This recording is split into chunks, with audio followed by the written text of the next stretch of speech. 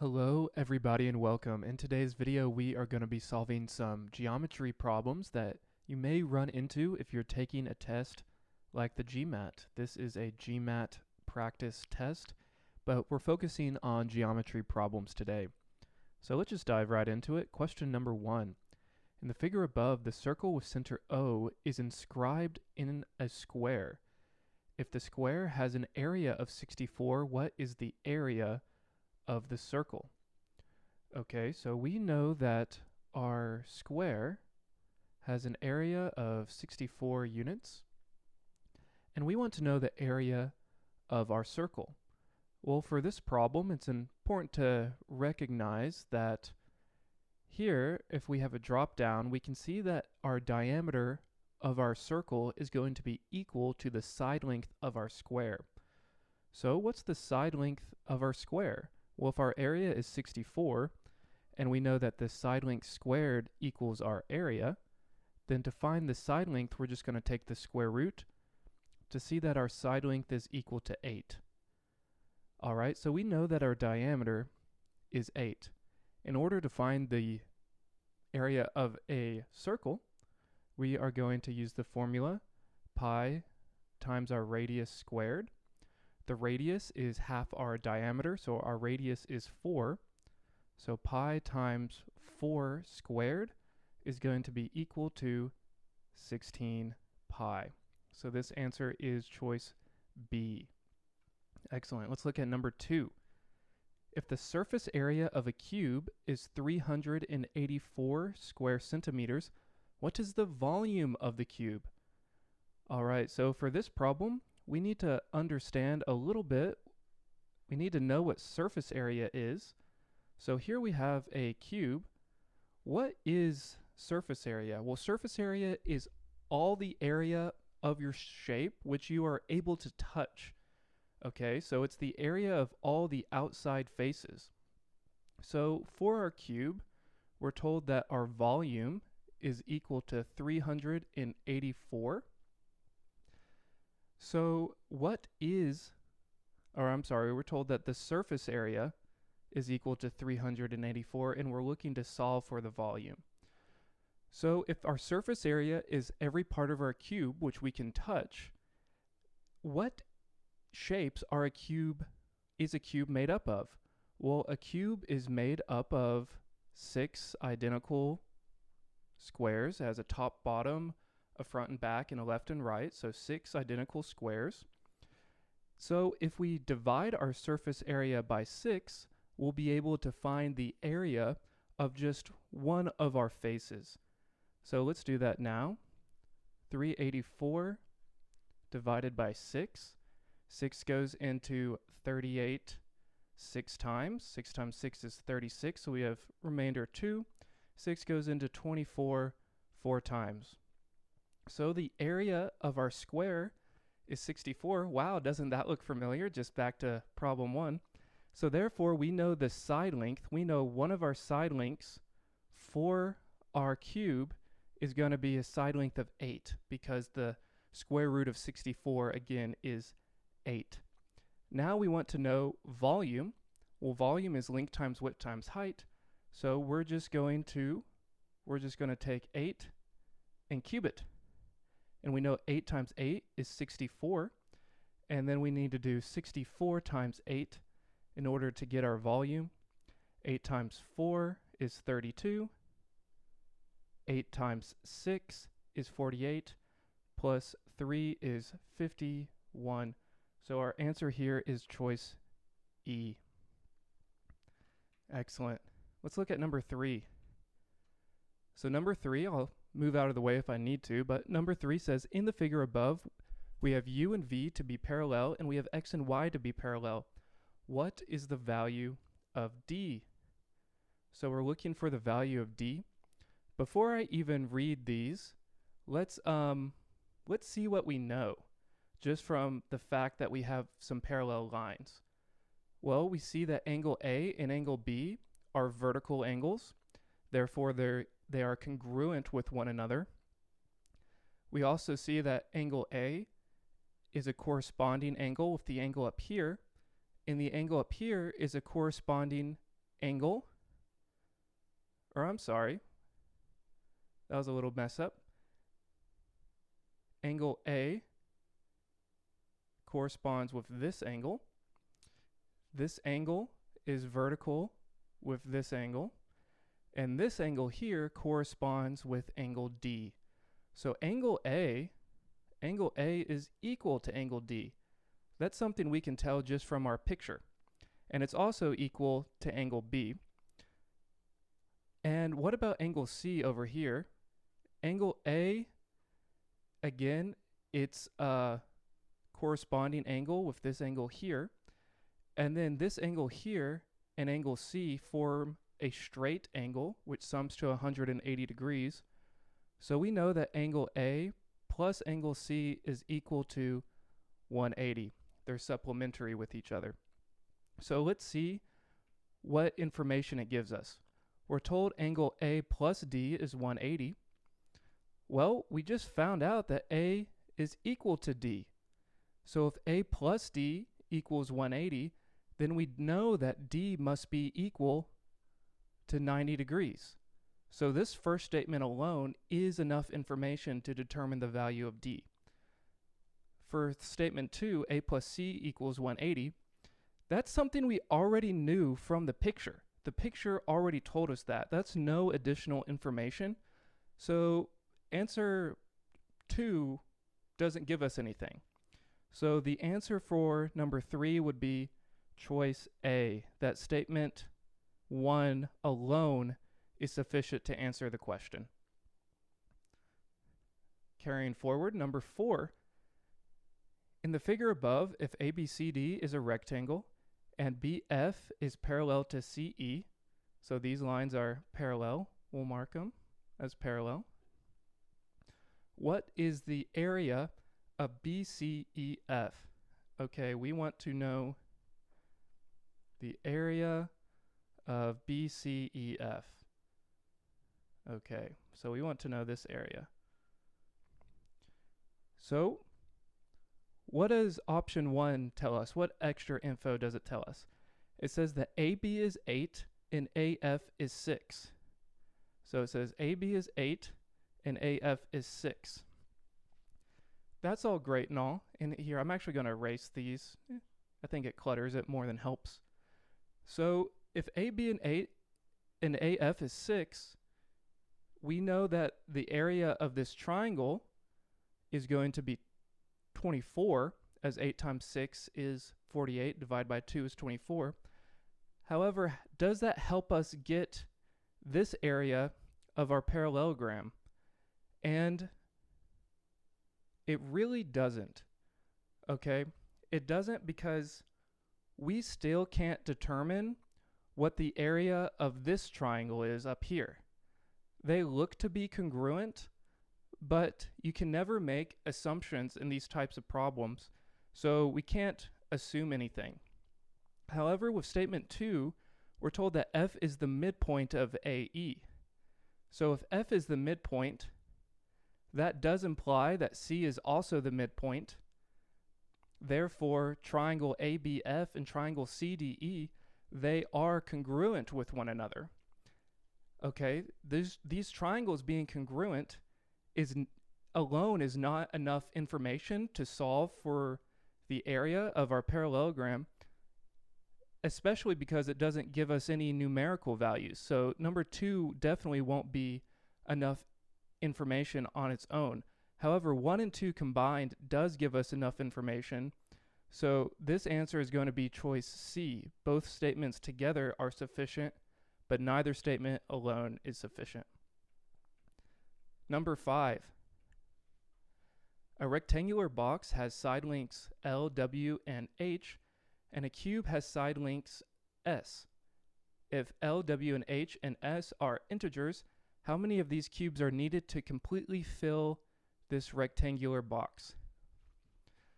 Okay. So as an aside, whenever you're doing some of these is statement 1 or 2 sufficient problems, you don't actually need to solve the problem.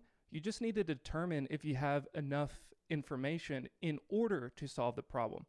Notice how on the last problem, we never calculated the area of the parallelogram, we just solve the problem enough to determine that we would have enough information. So we're going to do something similar here. This is definitely going to be a systems of equations problem. How would we solve this problem? If we want to know how many of these cubes are needed to fill the box, well, what would we have to do? Well, we need to find the volume of our box, which is length times width times height, and then we need to divide by the volume of our cube, which is s cubed. This would give us our answer. This would give us our answer in some number. Okay, notice how we have 4 variables. Okay, typically with systems of equations, you have the same number of equations as you do variables. So in order to solve this problem, we need 4 equations. And this one here does count. It is 1 equation, but we need 3 more. Here we have a second equation and a third equation, but statement 1 won't be enough to determine what our answer is. We need a 4th equation. Statement 2 alone won't be enough because it's just 1 more equation. However, it would be a 4th one, and so statement 1 and 2 combined are enough information. So both statements together are sufficient. So this answer is also choice C. Number 6. Okay, and I hope you guys are pausing the video and trying to solve these problems on your own as we go through them. But let's tackle it. Number 6. The ratio of the length and width of a rectangle is 4:3, and the length of its diagonal is 25.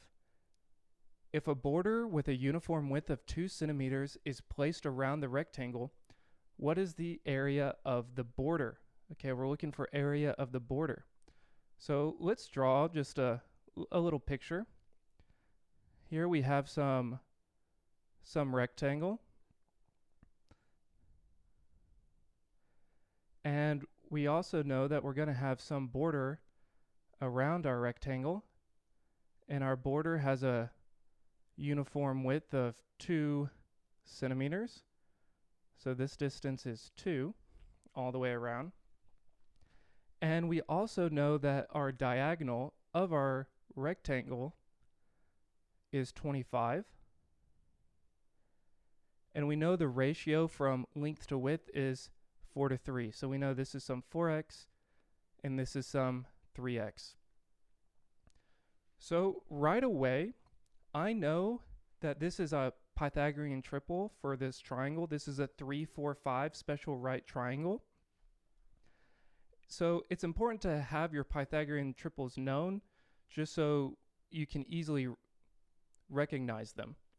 So a 3, 4, if our rectangle is a 3, 4, 5 right triangle, that means it's scaled up by a factor of 5, as 5 times 5 is 25. And so that means all these x's are 5. So 3 times x is going to be 15, and 4 times 5 is going to be 20. Here, let me redraw this side for our rectangle. So I know that my blue rectangle has a side length of 15 and a length of 20. So the area of my blue rectangle is going to be 300. Now, what's the area of my full shape? My full shape. Now, remember, we're just looking for the area of the ribbon.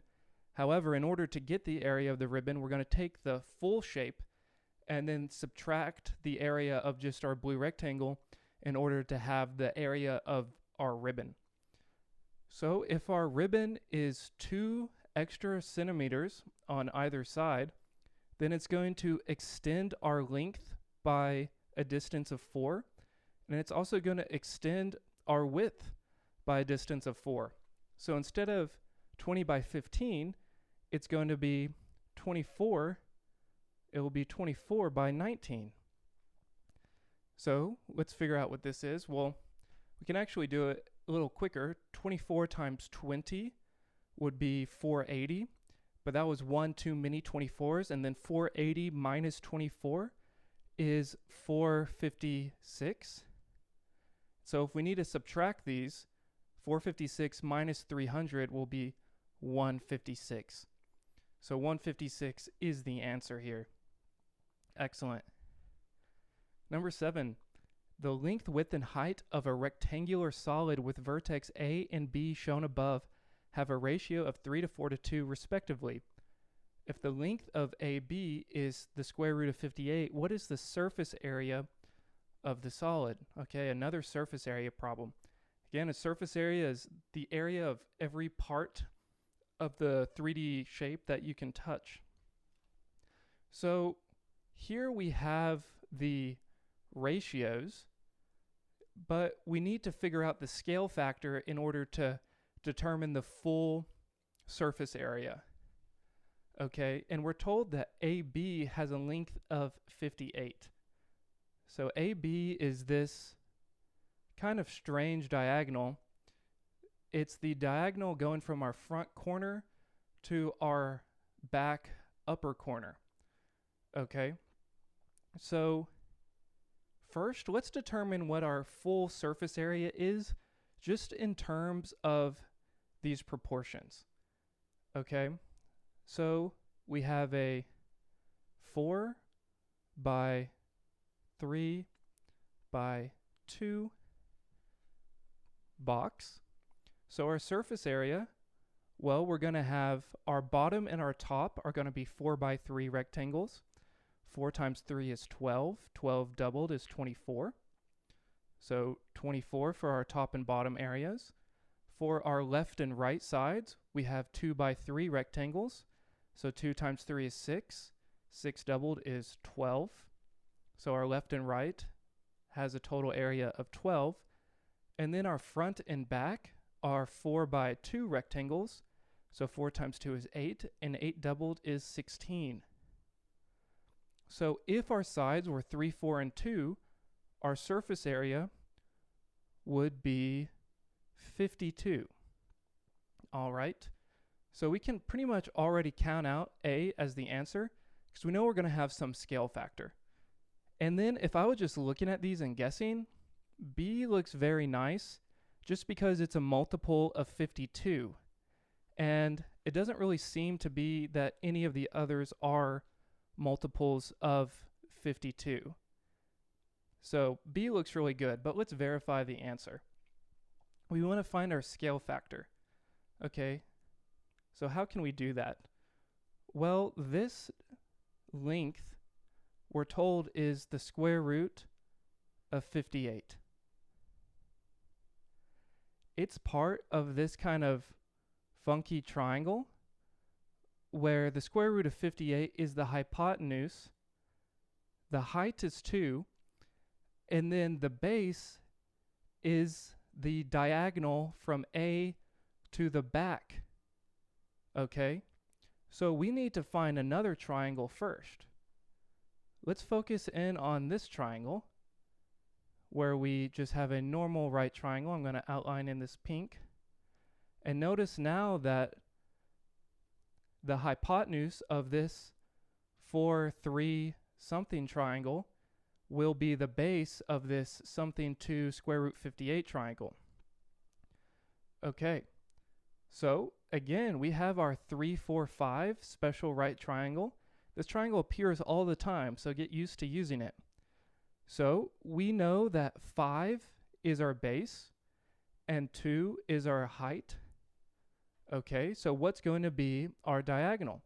Well, now we can use Pythagorean's theorem in that 5 squared plus 2 squared will equal our hypotenuse squared, or c squared. So 5 squared is 25, 2 squared is 4. So we know that c squared is equal to 29. So c squared is equal to 29.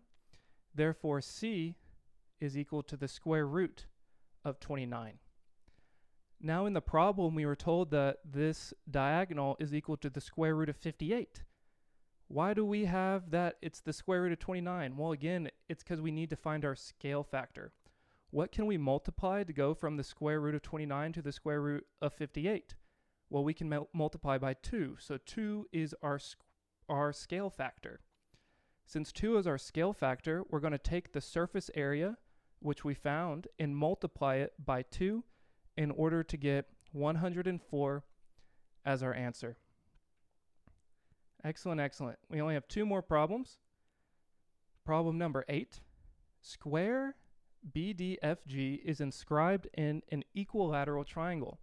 What is the area of triangle ACE? What is the area of this full kahuna triangle? Okay, prompt 1 or statement 1. The area of triangle BCD is 9 root 3. So BCD is 9 root 3 as an area. Is this enough information to determine the area of this full equilateral triangle? Well, yes, it is. And it's because we're told that this is an equilateral triangle. Therefore, we need to be able to determine that this square hits the midpoints of this triangle. And if we kind of draw down to the midpoint of the base of our triangle, here you can kind of imagine, you can kind of see, I'll try to outline them all. We have four